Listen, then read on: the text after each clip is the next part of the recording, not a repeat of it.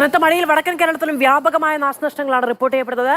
കണ്ണൂർ തവക്കരയിൽ 30ഓളം വീടുകളിൽ വെള്ളം കയറി. ഫയർഫോഴ്സ് എത്തി ആളുകളെ വീട്ടിൽ നിന്ന് ഒഴിപ്പിക്കുകയാണ്. ഫെലിക്സ് വിവരങ്ങളുമായി നമ്മളോടൊപ്പം ചേരുകയാണ്. ഫെലിക്സിലേക്ക് പോകാം. ഫെലിക്സ്, രാവിലെ മുതൽ കണ്ട ദൃശ്യങ്ങളിൽ നമുക്ക് കാണാൻ കഴിയുന്നത് ഫയർഫോഴ്സ് അവിടെ എത്തി ആളുകളെ വീട്ടിൽ നിന്ന് മാറ്റുന്നതാണ്. അതിന് JCB അടക്കം ഉപയോഗിക്കുന്ന സാഹചര്യം കൂടി നമ്മൾ കണ്ടു. നിലവിലും വെള്ളം ഉയരുകയാണോ? ഇപ്പോൾ നമ്മൾ ദൃശ്യങ്ങൾ കാണാൻ കഴിയുന്നത് ഫയർഫോഴ്സ് അവിടെ കുടുങ്ങിക്കിടന്ന ഒരു കുടുംബത്തെ അവിടെ നിന്ന് പുറത്തേക്ക് എത്തിക്കുന്നതാണ്. ഇനിയിപ്പോൾ അവിടെ എത്ര കുടുംബങ്ങളുണ്ട് എന്നറിയില്ല. ഏറ്റവും പ്രധാനപ്പെട്ട കാര്യം മഴ ഇപ്പോൾ അല്പം മാറിയിട്ടുണ്ട് എന്നതാണ്.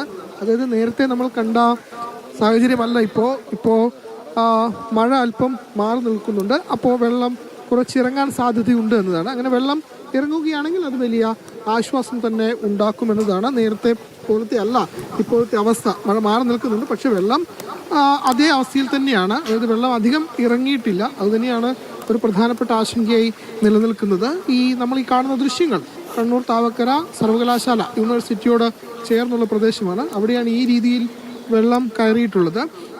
ഇനിയിപ്പോൾ മഴ പെയ്യുകയാണെങ്കിൽ തീർച്ചയായിട്ടും ആശങ്ക ഉയരും. കാരണം അതിശക്തമായി വെള്ളം കയറാൻ സാധ്യതയുണ്ട്. പ്രത്യേകിച്ച് വേലിയേറ്റ സമയമാണ്. അതുകൊണ്ട് കടലിലേക്ക് അധികം വെള്ളം പോകാനുള്ള സാധ്യതയും വളരെ കുറവാണ്. അതുകൊണ്ട് തന്നെ വലിയ രീതിയിൽ വെള്ളം ഈ പ്രദേശത്തേക്ക് കയറാനുള്ള സാധ്യതയാണ് കാണുന്നത്. ഏതായാലും ഇപ്പോഴത്തെ ഒരു നേരിയ ആശ്വാസം എന്ന് പറയാൻ കഴിയുക, ആശ്വാസം എന്ന് പറയാൻ കഴിയില്ലെങ്കിൽ കൂടി മഴ അല്പം മാറിയുണ്ട്. പക്ഷെ ഇപ്പോൾ വീണ്ടും മഴ ഈ പ്രദേശത്ത് അനുഭവപ്പെടുന്നുണ്ട്. വീണ്ടും മഴ പെയ്തുകൊണ്ടിരിക്കുന്നു. അതായത് പൂർണ്ണമായും മഴ ശമിച്ചിട്ടില്ല എന്ന് പറയാം. അങ്ങനെ പെയ്യുകയാണെങ്കിൽ തീർച്ചയായിട്ടും വീണ്ടും അത് വലിയ ആശങ്കയ്ക്ക് ഇടയാക്കും. വലിയ രീതിയിൽ ഫെലിക്സ്, ഇവിടുന്ന് ഇപ്പൊ ഈ വെള്ളക്കെട്ട് ഒഴിഞ്ഞു പോകാൻ നിലവിൽ എന്തെങ്കിലും പണികൾ കൊണ്ട് സാധ്യമാണോ, അതോ തന്നെ വെള്ളം ഒഴിഞ്ഞു പോകേണ്ട അതുവരെ കാത്തിരിക്കേണ്ടി വരുമോ അവിടുത്തെ ആളുകൾക്കൊക്കെ വീടുകളിലേക്ക് തിരികെ എത്താൻ?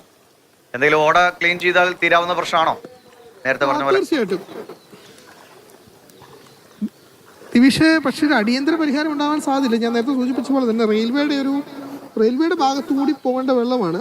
അത് അടഞ്ഞിരിക്കുകയാണ്. അതിനി തുറക്കണമെങ്കിൽ ആ പണി ചെയ്യാൻ വേണ്ടി 1 കോടി രൂപ കെട്ടിവെക്കണമെന്ന് കോർപ്പറേഷനോട് ആവശ്യപ്പെട്ടിട്ടുണ്ട് റെയിൽവേ എന്നാണ് പറയുന്നത്. 1 കോടി രൂപ കോർപ്പറേഷൻ അത്തരം മാനദണ്ഡങ്ങൾ ഒഴിവാക്കി പെട്ടെന്നൊരു രക്ഷാദൗത്യം എന്ന നിലയ്ക്ക് എന്തെങ്കിലും ജോലികൾ ചെയ്യണ്ടേ? അത് അവിടുത്തെ തദ്ദേശ ഭരണകൂടത്തിന്റെ ഒക്കെ ഒരു ചുമതലയല്ലേ? തീർച്ചയായിട്ടും അത്തരത്തിലൊരു ഇടപെടൽ ഇതുവരെയും ഉണ്ടായിട്ടില്ല.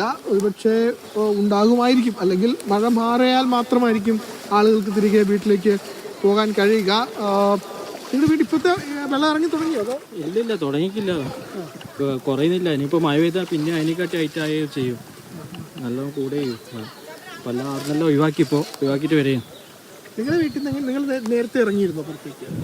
രാവിലെ ഒരു 7 മണിയാകുമ്പോൾ എല്ലാവരും കറണ്ടെല്ലാം ഓഫായി.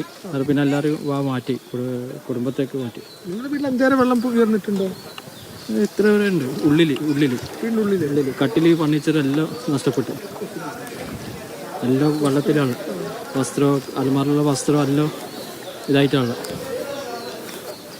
ഇദ്ദേഹത്തിൻ്റെ വീടടക്കം വെള്ളത്തിൽ മുങ്ങിയ അവസ്ഥയാണ്. അപ്പോൾ അതുകൊണ്ട് ഇതിൻ്റെ അകത്തൊരു ഒരു പരിഹാരം ഉണ്ടാവണമെങ്കിൽ തീർച്ചയായിട്ടും അതിനുള്ള ഇടപെടൽ ഉണ്ടാകണം. ഇതുവരെയും അത് ഉണ്ടായിട്ടില്ല. ഉണ്ടായാൽ മാത്രമായിരിക്കും അതിനൊരു പരിഹാരം ഉണ്ടാകുക. ഏതായാലും ഇപ്പോഴും മഴ അല്പം മാറി നിൽക്കുന്നുണ്ട്. പക്ഷേ മഴ ഏത് നിമിഷവും പെയ്യാം. അങ്ങനെ പെയ്തു കഴിഞ്ഞാൽ വെള്ളം കയറും.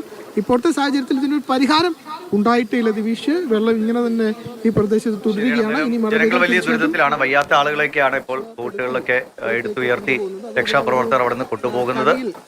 പറഞ്ഞ പോലെ ഇത് ആരാണ് ചെയ്യേണ്ടത്, അല്ലെങ്കിൽ അങ്ങോട്ട് കാശ് കെട്ടിവെച്ചാലോ ഇതൊക്കെ ചെയ്യുള്ളൂ എന്നൊക്കെ പറഞ്ഞിരുന്നു കഴിഞ്ഞാൽ ജനങ്ങളാണ് ബുദ്ധിമുട്ടിലാകുന്നത്. ഈ സംവിധാനങ്ങളെല്ലാം ജനങ്ങൾക്ക് വേണ്ടി ഉണ്ടാക്കിയതാണ്. അത് റെയിൽവേ ആണെങ്കിലും കേന്ദ്ര സർക്കാരിന് കീഴിലുള്ളതാണെങ്കിലും സംസ്ഥാന സർക്കാരിന് കീഴിലുള്ളതാണെങ്കിലും ഈ സംവിധാനങ്ങളെല്ലാം ജനങ്ങൾക്ക് വേണ്ടിയുള്ളതാണ്.